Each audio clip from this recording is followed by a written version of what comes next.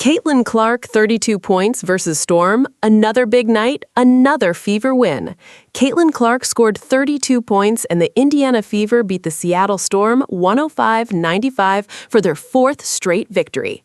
It was the kind of night that keeps Caitlin Clark 32 points versus Storm trending.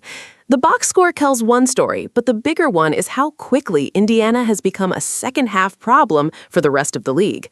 Clark didn't just fill the scoring column. The 24-year-old controlled the pace and kept Indiana organized.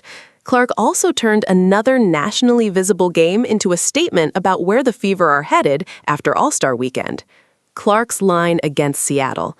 The final numbers were loud, 32 points and 10 assists for Clark in the win over Seattle. That continued the same kind of high-usage, high-impact night she delivered in the earlier Fever-Storm matchup when she posted a historic 45-point, 10-assist game in Indianapolis.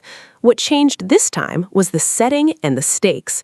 Indiana was on the road, fresh off the break, and trying to prove its surge was not just an All-Star Weekend reset.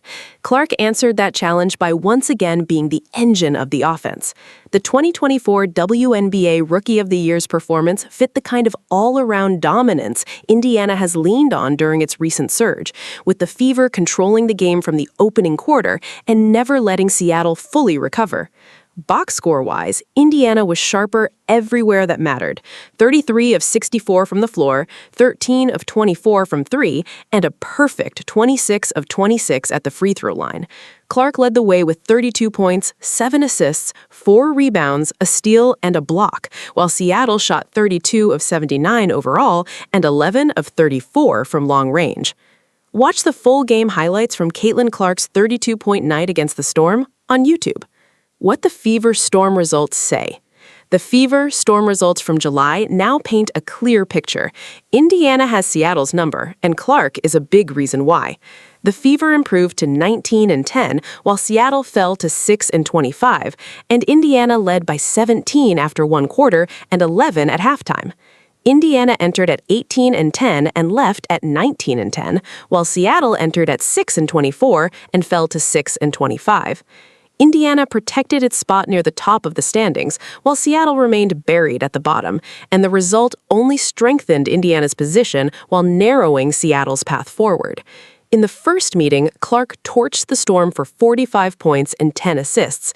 In the rematch, she followed it with 32 more and another comfortable Fever win. That matters because it shows Indiana's momentum is not built on one hot shooting night. It also comes with a concern since Aaliyah Boston left the game with a right lower leg injury. The Fever have now strung together wins while Clark is dictating matchups, Kelsey Mitchell is punishing gaps, and the offense is looking increasingly hard to contain for a full 40 minutes.